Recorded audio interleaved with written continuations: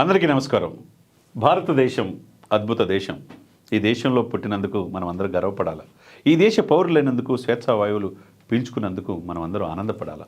భరతమాత ముద్దు బిడ్డలుగా ప్రపంచంలో అనేక దేశాల్లో మన వాళ్ళు ఇంటర్నేషనల్ ఆర్గనైజేషన్స్కి నేతృత్వం వహిస్తున్నారంటే ఈ దేశ గొప్పతనం చెప్పుకోవచ్చు.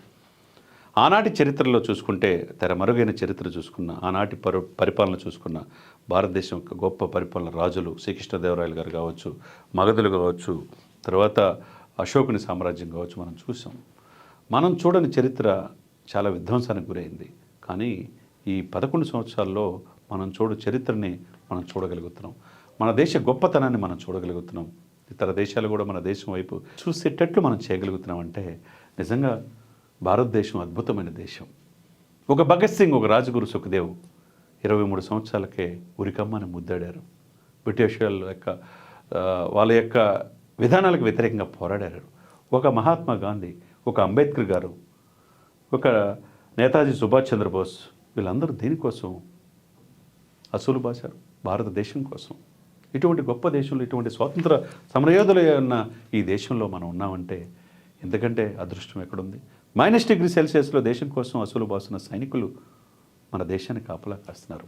82,32,87,263 చదరపు కిలోమీటర్లు ఉన్న భారతదేశ విస్తీర్ణం, భారతదేశం మొత్తం జనాభాలో ఫస్ట్ ప్లేస్ 145 కోట్ల మంది. చైనాను దాటిపోయాం.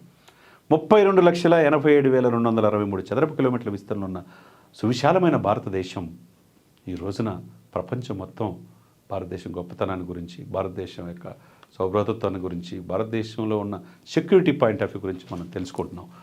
నేను ఇక్కడ చూసుకుంటే ప్రజాస్వామ్యం, దేశ రక్షణ, ఆర్థిక ప్రగతి. ఏ దేశం బాగుండాలనే ప్రజాస్వామ్యం బాగుండాలి. అతిపెద్ద గొప్ప ప్రజాస్వామ్యవంతమైన దేశం అంది. 2 సంవత్సరాల 11 నెలల 18 రోజులు డాక్టర్ బిఆర్ అంబేద్కర్ గారు ఈ రాజ్యాంగాన్ని, గొప్ప రాజ్యాంగాన్ని రచించారు. Drafting committee chairman Babu Rajendra Prasad గారు నుంచి డాక్టర్ సచ్చిదానంద సిన్హా అనేక మంది ఈ గొప్ప రాజ్యాంగాన్ని రచించారు. మన రాజ్యాంగాన్ని, మన ప్రజాస్వామ్య విలువల్ని ప్రపంచ దేశాలన్నీ కూడా మనలో పొందుతాయంటే, అనేక మతాలు, కులాలు ఉన్న ఈ దేశంలో అన్నదమ్ములాగా ఉంటున్నామంటే మరి ఈ దేశం ఎంత సేఫ్టీ అండ్ సెక్యూరిటీ ప్లేస్లో ఉంది.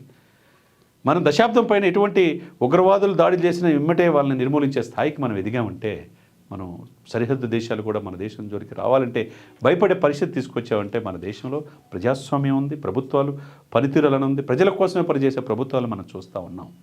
ఈ దశాబ్దంలో అది ఎక్కువ చూస్తూ ఉన్నాం. అదేవిధంగా ప్రజాస్వామ్యంతో పాటు దేశ రక్షణ. ఏ దేశం security point of army, navy, air force కరెక్ట్గా ఉన్నప్పుడే ఆ దేశం బాగుంటుంది. ఆ సెక్యూరిటీ పాయింట్ ఆఫ్ వ్యూ ఒకవైపు రీసెర్చ్ అండ్ అనాలిసిస్ వింగ్ కావచ్చు, ఇంటెలిజెన్స్ బ్యూరో కావచ్చు, సిబిఐ లాంటి సమస్యలు కావచ్చు, కేంద్ర ప్రభుత్వ నిఘా సమస్యలు కావచ్చు, ఇవన్నీ కూడా సమర్థవంతంగా పనిచేయటం. కాబట్టి మనం హ్యాపీగా స్వేచ్ఛావాయువులు పీల్చుకుంటూ ఉన్నాం. ఇటువంటి గొప్ప దేశంలో మనం ఉన్నాం. మరి ఇటువంటి దేశంలో, ఈ దేశంలో పరిపాలిస్తున్న పాలకులు సమర్థులైతే ఈ దేశం బాగుంటుంది. మోదీ గారి నాయకత్వంలో ఈ దేశం చాలా ముందుకెళ్తుంది. ఆర్థికంగా 3వ ప్లేస్లో ఉన్నామంటే మనం దాన్ని బట్టి అర్థం చేసుకోవచ్చు.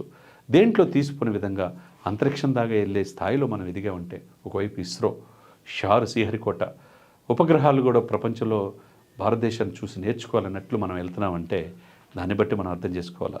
29 రాష్ట్రాలు, 8 కేంద్రపాలిత ప్రాంతాలు, సువిశాలమైన దేశం అంది.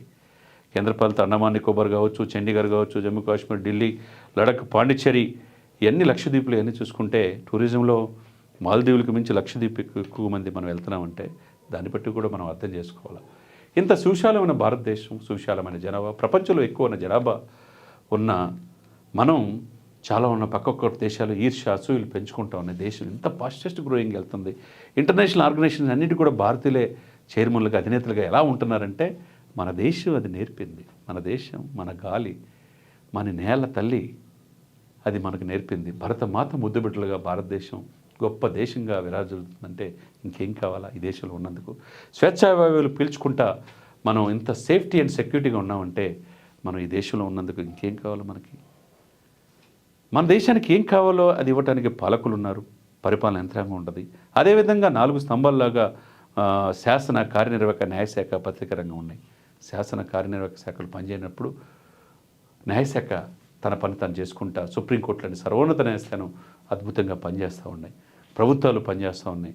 అవినీతి ఆరోపణలు లేకుండా అనేక మంది నిజాయితీ గల నాయకులు, రాజకీయ నాయకులు మనం చూస్తూ ఉన్నాం. సమర్థవంతమైన వ్యక్తులు మనం చూస్తూ ఉన్నాం. అటువంటి గొప్ప దేశంలో ఉన్నందుకు ఈ రోజున మనం ఎంతో ఆనందపడాలి.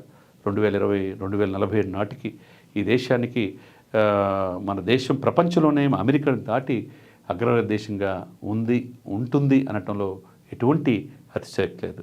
కాబట్టి భారతదేశంలో జీవించినందుకు మన పౌరులందరూ కూడా మనం చాలా హ్యాపీగా ఫీల్ అవ్వాల్సిన సమయం ఇది.